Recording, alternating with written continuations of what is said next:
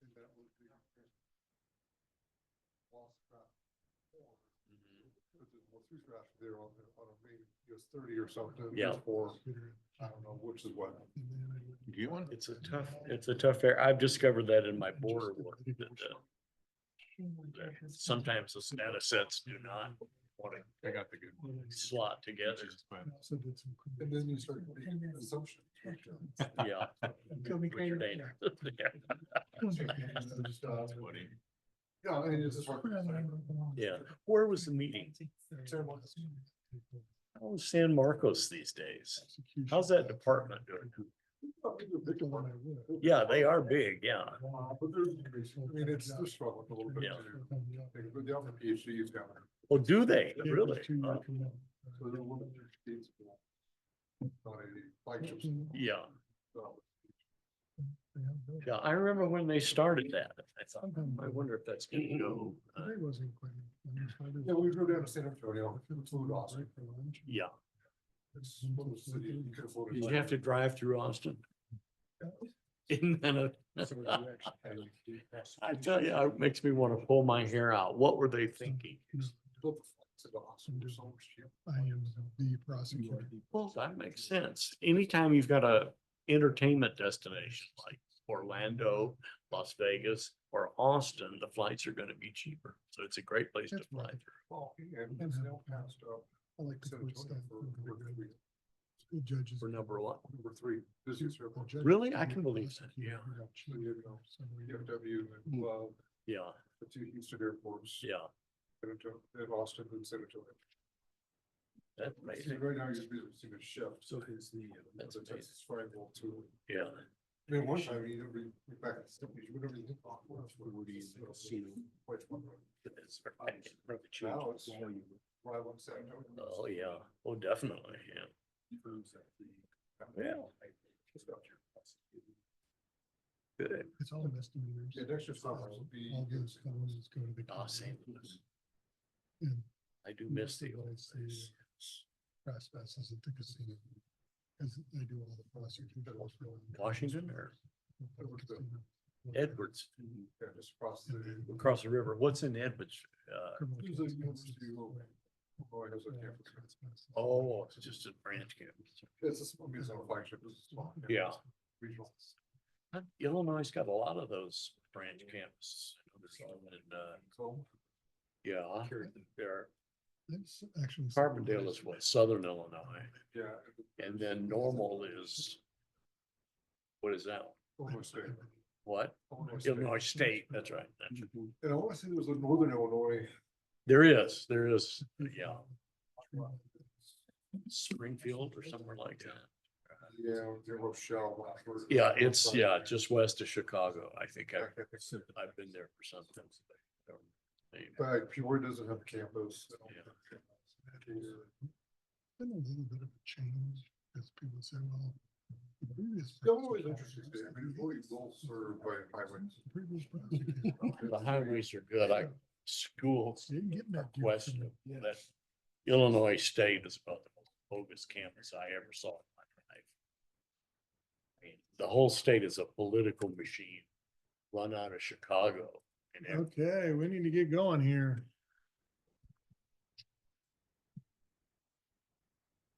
Okay, I'd like to call this regularly scheduled meeting of the Cheney Planning Commission for Monday, January 13th, 2025 to order. Welcome, everybody. Thank you for being here. Appreciate that. We'll go on to item number 2, which is citizen participation. We have anybody here? I see a couple of citizens, or it appears to be citizens to me. Are you here to speak on a particular part of the agenda? No, he just came. Okay. Well, if you want to participate, you're welcome to do that. Now's the time to do it. So we will go on to anybody on Zoom that would like to participate in the citizens portion of this meeting. Okay, moving on to item number 3, approval of minutes of the October 14th, 2024 regular meeting. Chance to review those? Might want to change the spelling on Commissioner Mount's name under commission reports, Chairman Mounted, unless you've changed. As your opposed to name. Chairman Dismounted. any other changes or additions we need to make Move to approve the minutes with that correction? with that one correction, yes. Second, It's been moved and seconded that we approve the minutes for the October 14th, 2024 regular board meeting with the change noted. Any further discussion? All in favor, say aye. Aye. Any opposed? Any abstentions? Moving on to item number 4, information item number 2025-01, comprehensive plan update and progress report.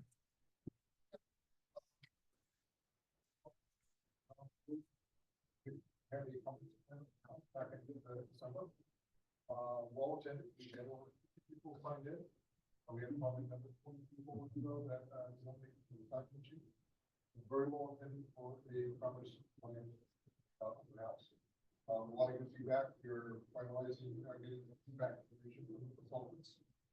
We will be having a joint planning commission city council workshop on February 10th.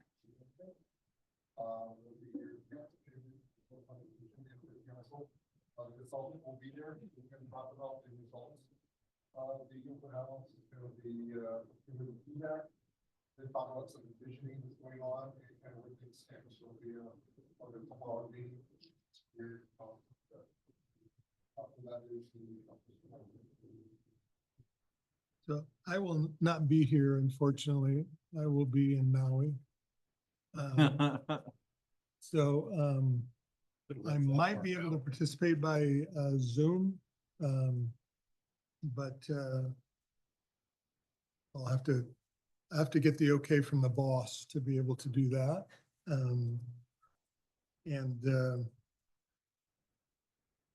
We're not going to be leading, the commission's not going to be leading the discussion. That will be the city council that will take the lead with you guys. most likely the salt. What time, Brent?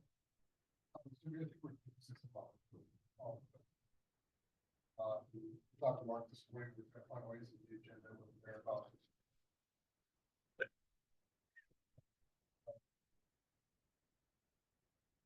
So, Brett, just interested, what were some of the topics that came up in the discussion with everybody on the comprehensive plan?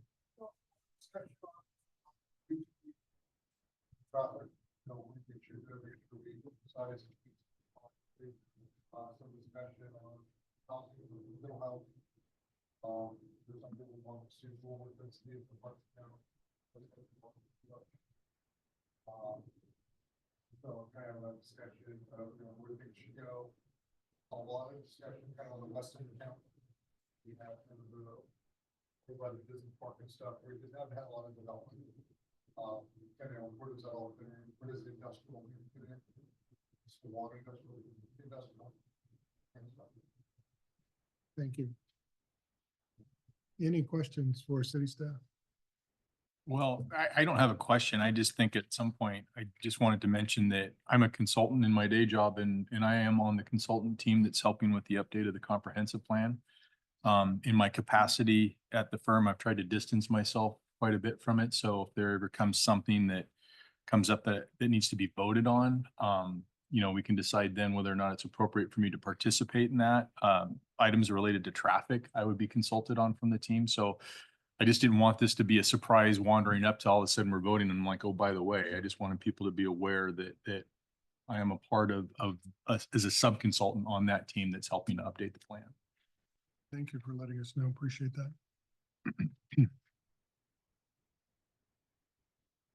Okay, moving on to item number 5, information item 2025-02 project update.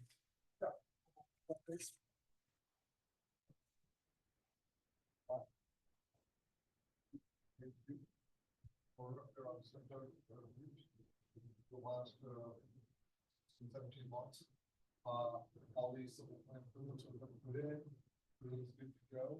So we are finalizing on the final one the council tomorrow night for final approval. We're going to get signatures from all these public employees that comes up. So those would be simple officers. The other thing we have going on is the Parkside second edition. That's the one with the Cheney Care Center. We're working on the civil plan side of the ledger. We're putting some sidewalk streets in some areas or pushing some other stuff out. Looking to bond some of this as well. We'll have more to say on this in August. As they wrap things up. Yeah, that's how we're going forward. Let's go. Brett, what type of housing are going into those two areas?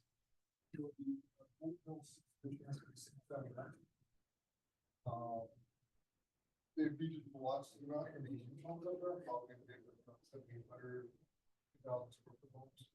They have the very top of the stock is, and some of the lots. We might see some very big homes in that. These are, they're, I won't say track out, but standard, as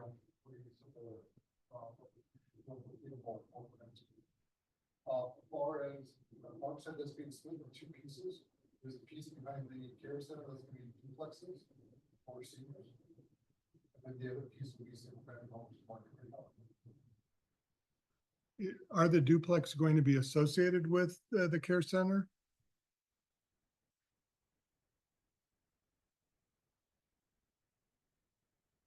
Any other questions for Brett on the project? Yeah, Brett, I have a question about another current project that hasn't been mentioned for a while. The Blackhawk Ridge. Back before Christmas, there was incident where the dump truck started rolling up and down Irene Place, and I found out that there had been city approval to move 31,000 cubic yards of dirt, which is a lot, from that site, right in the middle of two residential neighborhoods for a project that has not been approved yet. I wonder if you have any thoughts on that? Yeah, Sure. the 31,000 was the total grading of the whole site as far as the development goes. But it wasn't intended to move all the dirt off the whole site. So what the developer has done is he's working through the construction project of the whole, of how the lots are gonna lay out. But he's also asked for a grading permit to that end. And so we pulled the grading permit. We're still working on the infrastructure, some of the looping to that end. So, Has that new plat been approved yet? No. Okay, well, what's the point of moving 31,000 cubic yards of they dirt have not for a been- project that They hasn't been have not approved been yet? moving 31,000. They've been. Well, that's moving- because I called and stopped them. And so did one of our attorneys too. They have not been moving 31,000. They have been moving dirt off the top. Mr. Edmond is the one that is allowing that dirt to go off the top. It's on his property. He does have a grading permit. The dirt should stay there. It should balance out to where the development's there, but he gets trucks and he moves it to a different site. Okay, I'm getting really tired of being the lightning rod for two neighborhoods for this project, which has not been approved yet. Yeah, please send them down to my office or Mark's office. We'd love, or even Brett, we can answer the questions, but we're just as surprised as you are, is when the trucks roll in, we don't have an idea what's going on. We have to send one of our staff up there to see exactly what's the intent is. Somebody needs to have an idea about what's going on up there. Thank you. Brett, I have a quick question too. Is Parkside, that's the one that's south of Mike McKeon? I have been approached by a couple of citizens to just express concern over drainage, Todd, just so you know. I'm sure you've talked to them, but I just wanted to, in planning commission, indicate that, and again, you know, storm drainage is one of those things until a site takes shape, you can't really see what's gonna happen. And I tried to explain that to them, but I just am mentioning it in open forum that drainage is an item of concern for So some of what's these going on is that on Golden Hills Fifth, when they did portion of that hill, on that portion of it, the seed took place, but on Golden Hills Six, up where the cul-de-sac is, the seed really didn't take place. So there is actually some erosion coming down. Oh, I was talking Parkside. I'm sorry, Oh, I'm sorry, Parkside second. Parkside. I'm Yeah, sorry. Oh, yep. Wrong development. Yes. yeah. And I told them that sometimes you got to develop it before the accommodations can take Yeah, effect for the stormwater. swale, basically the swales to the far east should be taking it, but I know that they have done, they're not completely with the streets itself. So none of the catch basins are in. So, yeah. I'm just doing what I thought was my Exactly. job, just reporting it in this forum, so Yep. you're aware Yep. that citizens have come to me. Most So, of the west side ones where the duplexes are, they are actually, the street and the sidewalk is all in. yeah, it looks They're trying good. to get Looks everything good, by done. the way. But then there is a few ties of stormwater that actually flow basically to the east through the residential development, and you'll see the swale developments pretty much on the far east. And then that kind of ties into the whole storm drainage and out through, 90. Okay. Yeah. Thank you. Thank you. Any other comments or concerns about item number 5? Hearing none, we'll move on to item number 6, information item 2025-03, water reclamation and reuse purple pipe project overview. See if I can do this.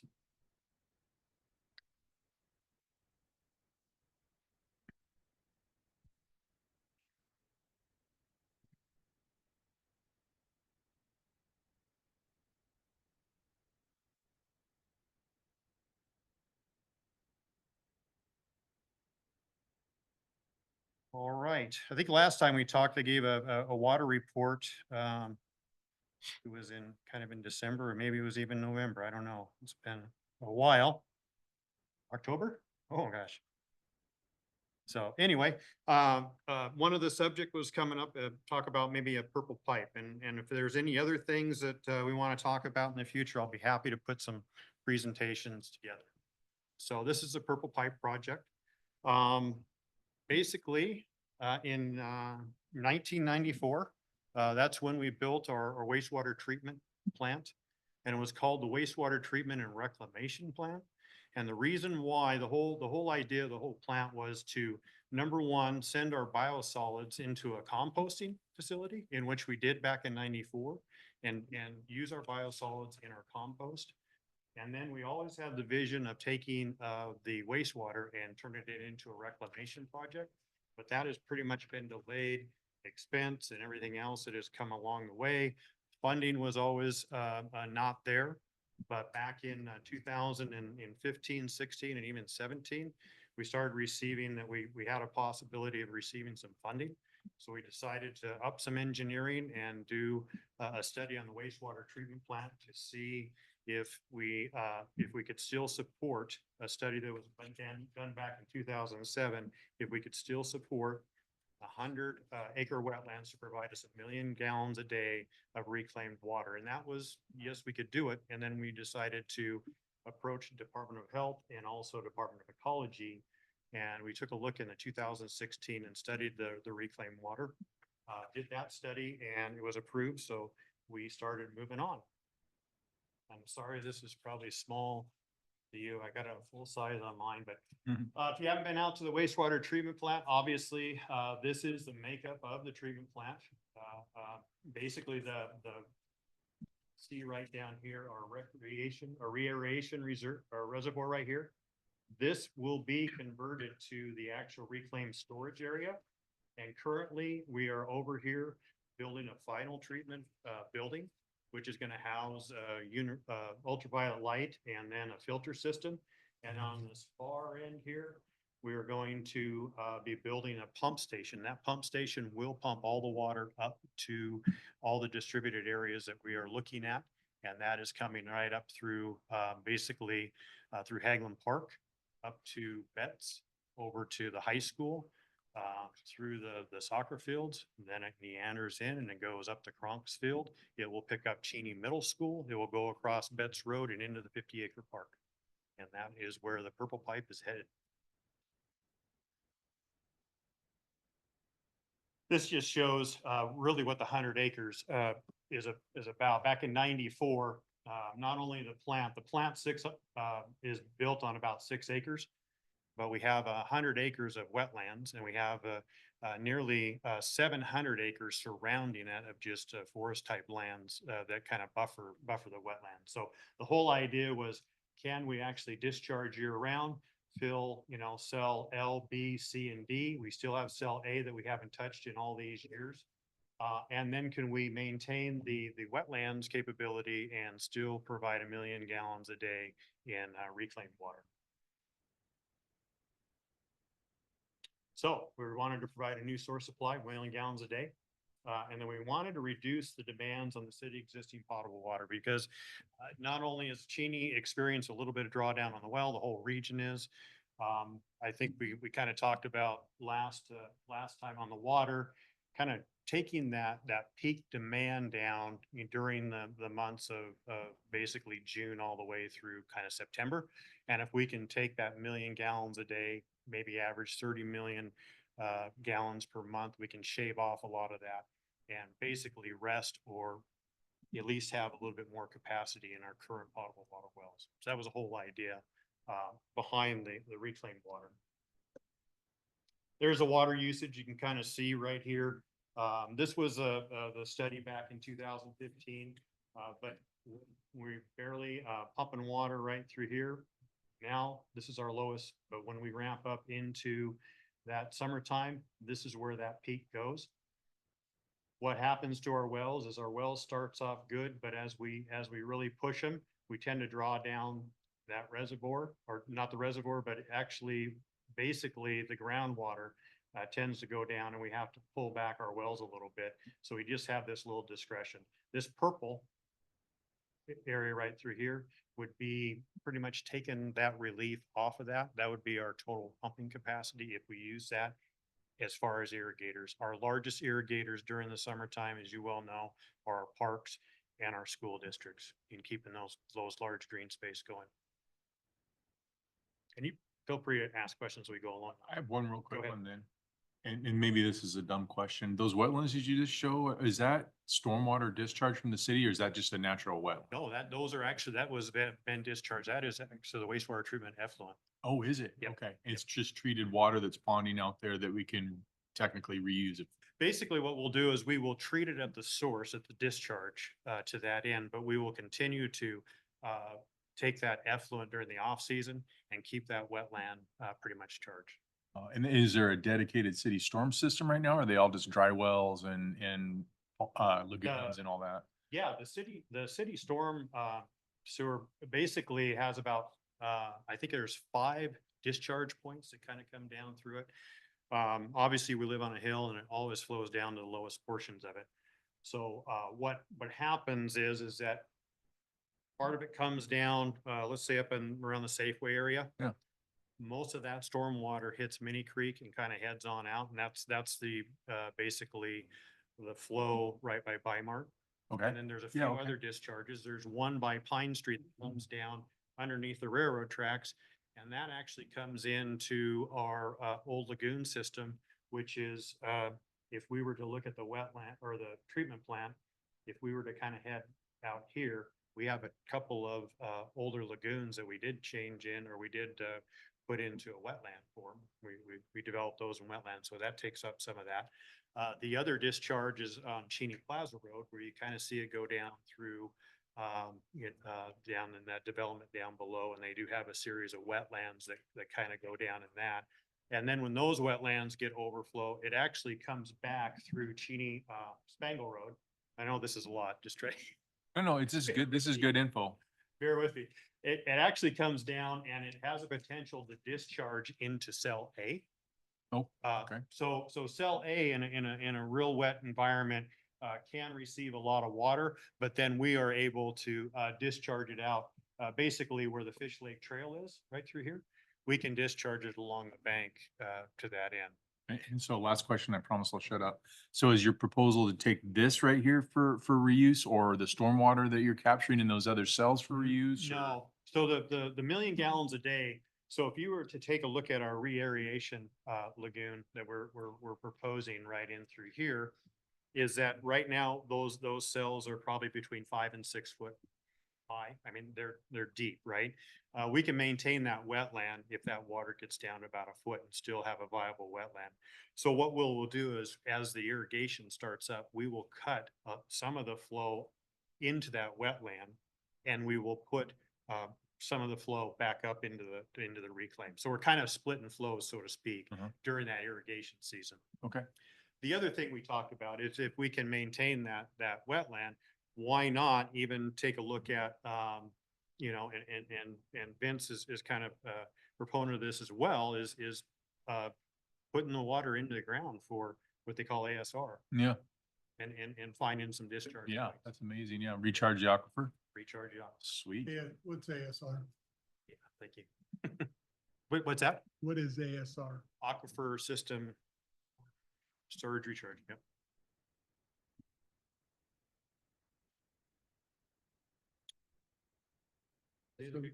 So, has there been some preliminary construction of purple pipe away from the treatment plant so far? Away from it? Yeah. So at the plant, currently we have the final treatment building, and that's pretty much scheduled to be done probably around March. And that's gonna, like I say, that's gonna house the UV and the filter system. We're starting on the pump side of it, the pump station. That's early in development to that end. And then we went ahead and bored underneath the UP and the BNSF rail. That was a big project this summer. We had to lengthen out that project because getting the permits and actually boring, we thought we would do that first before we even went out for ad on the distribution side of it. We did open up the distribution side of it this past month, a couple months ago, I think it was, awarded the contract. And that will begin, I believe they want to start on January 27th. And you will see them kind of all over the city as they can kind of work their distribution line in as weather allows. My understanding is they may want to start out the 50-acre park and kind of head that direction. The only conflict we have is in the center of town. We ask them possibly to go through Haglund Park before we get the aquatic center done. That would not be good if we open up the aquatic center under a construction zone. So hopefully they can get that in there. But then we advise them to hold off till summertime to go in the back playground of Betts Elementary, back of the high school, and then kind of back of that soccer field there. So most of the work, time consuming, is probably going to be from the plant down underneath the railroad tracks up to Pine Street as we start going uptown. And the reason why we're estimating there's going to be a lot of rock that is going to have to be hammered out during that project. So that answers your question. We have rock and Cheney? We did. We have all sorts. So if you want some, we have some out in our yard. This really is from the 2018. You might have seen this in our water, basically our water plan, but that just kind of sets the idea in 2018, 28 and 2038 of where we're seeing our pumping needs. And I would assume that once that reclaimed water comes into play and you start taking a look at that average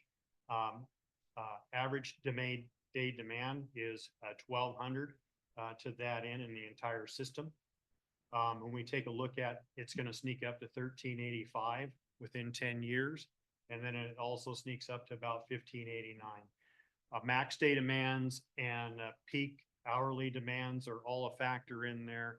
That's where we kind of rely on a reservoir to take that cushion out of it and kind of work with kind of all that number. But I think what we will see when we head into 2026 and after 2026 is how that average day demand will look if we're not irrigating the parks and also the schools. So we'll tend to maybe just kind of modify that after we have good data on that portion of it, which is good because we don't want to take out a lot of potable water and throw it on the ground.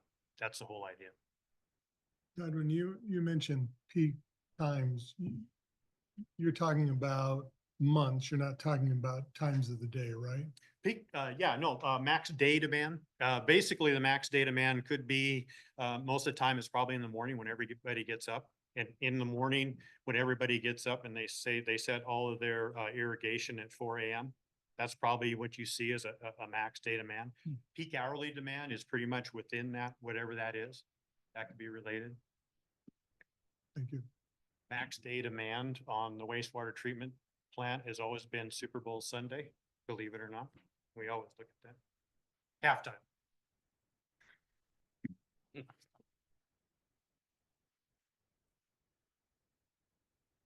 You know, good and bad for what it is. This was, what we did. We did compare ourselves with the US average. And come to find out, our gallon per day on indoor is about 140 gallon per day. US average is about 210. And I think it just related to, we do have some newer houses that met the new plumbing codes. We do have a lot of apartment complexes which may not use a lot of water to that end. So that is pretty, what that is that we're using a lot less in indoor, but we kind of fail on the outdoor. We are right at that 198 gallons per day compared to the US average of 90.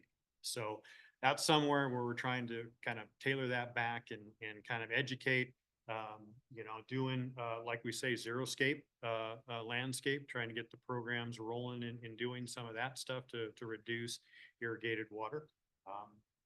That is. You want to have a meeting with my wife? That'll probably take care of 50 of it. You know you're on public record, you're doing. So.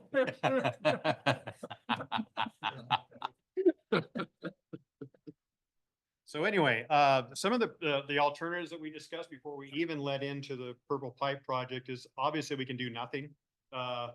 You know, and continue with the restrictions. We've been really heavily on restrictions over the past 10 years where we've been really close to hitting unsafe levels in a reservoir where we have to shut the whole city down. We do run basically 8 wells, and anytime those wells could break on us, we would lose a well, and then we're kind of looking around to try to regain the reservoir. We do have an intertie with EWU, and if they can supply water to us in an emergency situation, they will, but sometimes they cannot always do that. So sometimes we have to restrict water. We've been doing that quite a bit until we actually re-drilled well 3 and got a good source of water. But with any well we drill, probably within about 10 years, we're gonna settle those gallon per minute down. It is what it is. We do go out and rehab the wells to try to get it. But deepening wells will probably be the next venture to try to get more gallon per minute. But it is what it is. Well 8 was a 950 gallon per minute producer when we put it online in 2008. Now it's right around 200. So those are the things that we have to kind of consider when we look at the next well or deepening some of these wells. Well 3 was very good because when we had a well that was just a little over 500 feet deep, we ended up drilling it pretty close to 900. And we had a really good production well. It's 1,300 gallons per minute. It is sunk down to about 1,100 gallons per minute, but it's still doing pretty good. And we put that online in 2019. So there may be some benefits to kind of going deeper. We have 2 wells that are 2,000 feet down, well 4 and well 5, and they have always been good producers right around the 500 to 700 gallon per minute. So just a little history on our wells. The other one was import and purchase water from City of Spokane. We ran into that. Basically, it would cost as much or equal to the Purple Pipe project. We'd be subject to increase in use restriction by the City of Spokane, seasonal restriction due to river minimum in-stream flow rule, and then emergency uses only, such as just for drinking water. So when look at that could always be an option in the future, just in case. But right now, the way the wells operate, some of the things we're taking on demand on the, you know, on the potable water. And this is really what we're talking about, where our high use is. I mean, if we didn't have this summertime use right through here, I would only be running maybe 2 or 3 wells out of the whole 8. We have to ramp up all of our wells to meet that demand. And most of those wells only run 3 to 4 months out of the year, and then they don't run till the next season. I know I'm bouncing around here. So we proposed the purple pipe, obviously, reliable source, drought tolerant. I try to eliminate the mandatory summertime water restrictions. No more shutting down parks as long as we can keep that 1 million gallons operating. When we have about 1.8 million of flow on average coming down to the wastewater treatment plant, we should be able to treat and send 1 million gallons right back up to the parks and the playgrounds.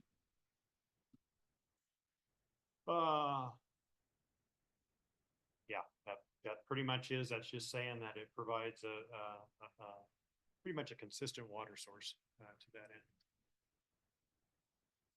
So as I said, in the yellow, the final treatment building, basically on top of the page, the existing water reservoir will be utilized as a treatment. It will be covered, so it will be actually a covered reservoir. We have to cover it because we don't want any foul getting in there. We don't sunlight and all that, so that would have a black cover, and then the pump station will start there, and then the pipe goes all the way up through town. This is a really busy picture, but if you can kind of follow the purple line, this is our treatment center right down here. It's going to go right in through underneath the tracks, go up, kind of come right down Ash Street, and come over to the park. This is a high school, meander up all the way to the 50-acre park.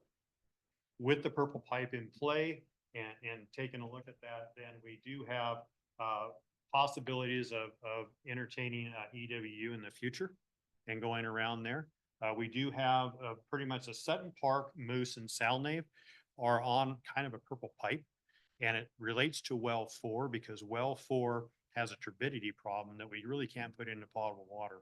So back in, I think it was 2006 or 7, we received a grant to put purple pipe in to service basically Sutton, Moose, and Salnave, and we dedicated well 4 just as an irrigation well, and that seems to work very well. When we bring purple pipe, hopefully in the future, bring purple pipe down Washington and tie into that, we could have a full purple pipe system that services pretty much all of our parks, with the exception of running across to Centennial Park. So the vision is there. Reclaimed water will comply with water quality standards, chemical filtration, disinfection will remove pathogens, and the project plan design document had been approved by the Washington State Department of Health and Ecology. Obviously, the construction timeline, we've already did the electrical upgrades to the treatment plant to support the reclamation. The reclamation treatment system, again, will be pretty much done in the next couple months. The storage pump is underway. That will be completed later this year, and then going into 2025 is our distribution system. So we're looking at construction completion early into 2026 with the intent to go and irrigate it, use it for irrigation in summertime of 2026. What's the, oh, All right. Construction contracts, here we go. Yeah, basically this whole thing is about 30 million, 30.8 million. Seems like a lot, but in today's value, if we take a look at our treatment plant now, I hate to say this, but our treatment plant, we did receive grants and everything else, and we built the full treatment plant back in 1994 on a 6-acre site, purchased basically 500 acres around as a buffer, and we spent just a little over 12 million. That same treatment plant today, only without the land, is probably well over 100 million. That just shows you, what this is looking at. Liberty Lake just upgraded theirs and had a huge, that was costly. As you well know, Airway Heights upgraded their plant as well and tried to absorb that into their rates. It is just very expensive on wastewater. So, yeah, I give you the pretty much what the contract prices were. The treatment system. The treatment system included the building, the UV and the filter and all of the components in there. The pump storage, was just a little under 7 million. And then the reclaimed water distribution was 8.2, and that included the carrier pipes underneath, UP and BNSF. That was about a $2 million process, to get those going underneath there. Engineering is right about 1.5, 30 million. So what does that mean? So far, we're still lifting the couches, checking the coins to see if we get any money out there. Washington State Department of Commerce gave us $13 million worth of grants. Department of Revenue, also gave us, I'm sorry, Department of Reclamation, not Revenue, gave us 5.4 million in grants. And then the Washington State Department of Ecology will balance everything out with a 1.2% loan. And right now, we're estimating right about 12. And that's just contract price. That's not finished price, whether they have savings or extra expenditures. We don't know yet. On those grants, are those just straight grants, or do we have to match anything as a city? The Department of Commerce and kudos to Mark and the mayor for campaigning. Those were basically, when I say legislative appropriation amounts. One came as a $2 million one. When it came as a 2 million, that was to purchase our UV and filtration system right before the pandemic. So that took a while. But then we received 11 million on that. Once we got to that 11 million, we reached out to the federal funds, and the Bureau of Reclamation did have a program and max of about 5.4. That is basically a 25%, but that is federal funds, and we can match state and local funds to that end. So 25% grant match on the Bureau of Reclamation, 100% on Commerce. They didn't look at any type of match.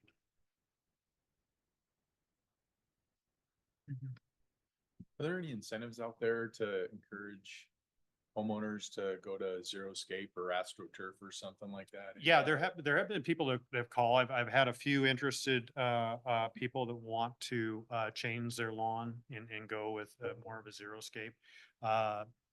Not half and half. I mean, it's just kind of all or nothing. Yeah. We need to ramp up probably our messaging to that end, but there are a few. We do have a few examples of some turf and everything else in talking to those people. But yeah, I mean, you know, Well, yeah, you see like all the solar, you know, you get incentives, blah, blah, blah. I don't know if anybody does we that, do, that kind of stuff. well, what we do have a program, Water for Tomorrow, basically is what we've kind of branded what you see on that logo. And we do have, you can look on our website, we do have a water conservation, which shows we did do a study on how to pretty much utilize conservation with some goals in mind to reduce outside irrigation, which comes into the water department does have a conservation fund and programming that we need to, you know, we can probably work with people that want to do Zeroscape, that maybe just want to purchase a different style of maybe control, like that detects rain, anything like that. We have put out, we have bought several of the rain gauges and handed them out for free, where you put them in your yard, you do your irrigation, then you take a look at it to see if you're kind of getting into that, or are you underwater and overwatering basically, or you put an inch of water on it for requirements. Okay. There's something out there.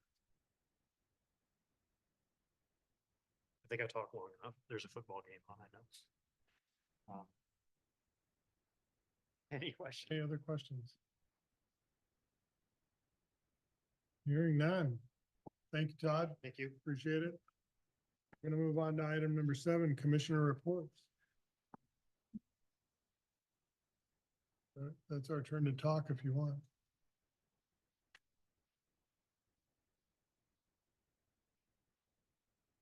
Once, twice. All right, move on to staff reports. Your next meeting, you will have a public hearing for a comprehensive plan amendment for the piece of property, acres behind the public worship center off of the holding road in train tracks. Backdated by the City Road. In between the shop center to the application, Chorizo acres from, general, commercial to, residential, residential.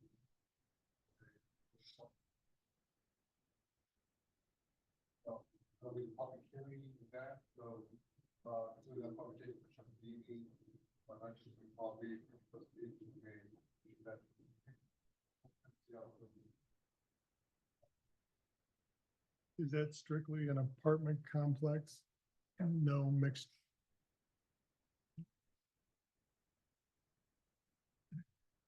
You know, like disturbance kind of gets to site, because it will be adjacent to the shopping center.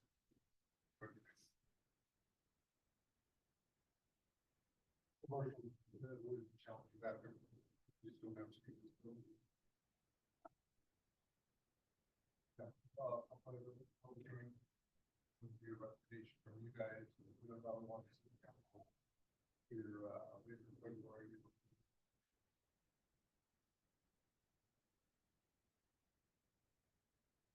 Any other staff reports? Hearing none. We'll move on to item number 9. We are adjourned.